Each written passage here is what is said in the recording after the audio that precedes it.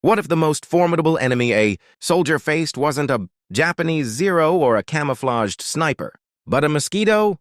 In the sweltering, stinking jungles of the Pacific, a silent, invisible enemy was decimating Allied forces with a brutality that bullets could not match.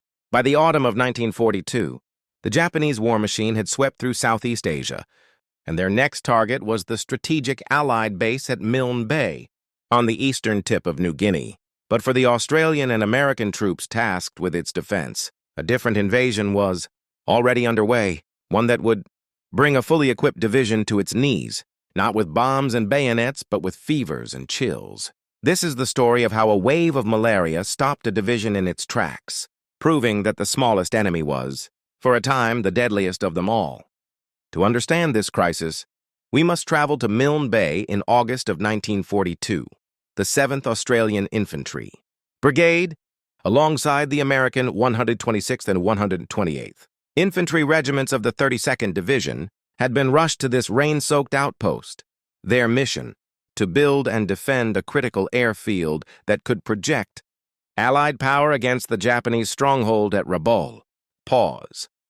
The terrain was a nightmare of kunai grass, coconut plantations, and swamps. The air was thick with humidity, and the ground teemed with life, most of it hostile.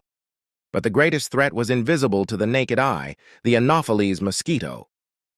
The Japanese Imperial Army, well aware of the region's reputation, landed their forces on the night of August 25th. They were elite soldiers, veterans of countless campaigns, but they had made a critical miscalculation, one that would doom their offensive before a single major firefight. They had failed to bring adequate supplies of quinine, the only effective anti-malarial drug available at the time. They, like the Allies, were walking into a trap laid not by man, but by nature. For the first few days, the battle for Milne Bay was a confused, bloody slog through the plantations. Australian infantry, supported by M3 Stuart light tanks, fought fiercely, pushing the Japanese back towards the beaches. But as the first week of September arrived, a strange thing began to happen on both sides of the line. The fighting spirit simply began to evaporate. Men who had charged into machine gun fire just days before could barely lift their rifles. They were racked by soaring fevers, uncontrollable shivering, and violent vomiting. By 1400 hours on September 5th, unit commanders were sending desperate reports. They weren't asking for ammunition. They were asking for stretcher bearers. The malaria epidemic had exploded. Pause. The medical officers were overwhelmed. In some forward companies, the number of effectives, men fit for duty, had dropped below 50%.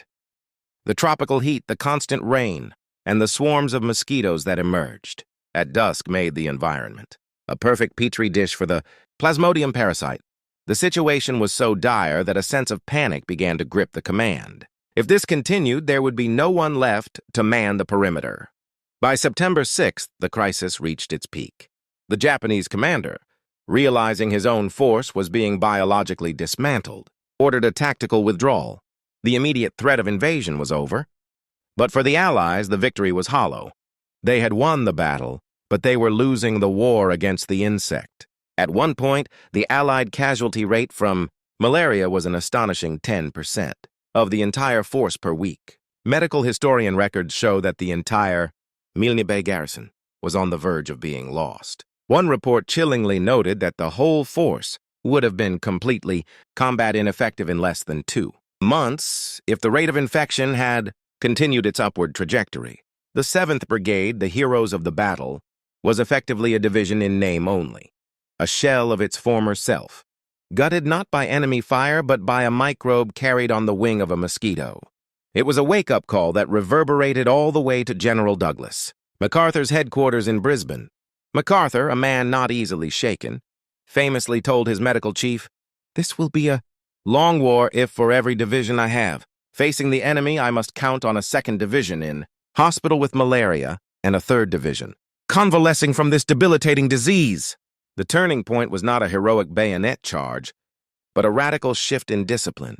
The fight against the mosquito was made a command priority, not just a medical one. Quinine supplies were running dangerously low after the Japanese captured the cinchona forests in Java, so the Allies turned to a synthetic drug called atabrine. It turned a man's skin yellow and had unpleasant side effects, but it worked. Commanders were ordered to stand over their men at mealtimes and watch them swallow their daily dose. Malaria control units were deployed to spray stagnant water with newly developed insecticides like DDT and to clear jungle undergrowth. Pause. The battle was now being fought with spray cans and pills as much as with machine guns and mortars. This malaria discipline was the turning point. By enforcing it with military rigor, the infection rates began slowly to fall. The legacy of the Milne Bay malaria epidemic is a stark lesson written in the medical records of World War II. While the battle itself resulted in around 373 Allied casualties, the invisible enemy had struck down far more. In the broader scope of the Pacific War, malaria would account for nearly 500,000 hospital admissions for U.S. forces alone. For every 2 soldiers evacuated as battle casualties, 5 were evacuated with fever. The disease killed an estimated 60,000 Allied servicemen across all theaters, a grim testament to its power. The Japanese 18th Army, bypassed and isolated in New Guinea, was later annihilated not by combat, but by starvation and disease, with malaria as the primary executioner. At Milne Bay, the Allies learned a brutal truth. In the jungle, the mosquito is as lethal as any enemy soldier. The fight against it was not a distraction from the war. It was the war itself.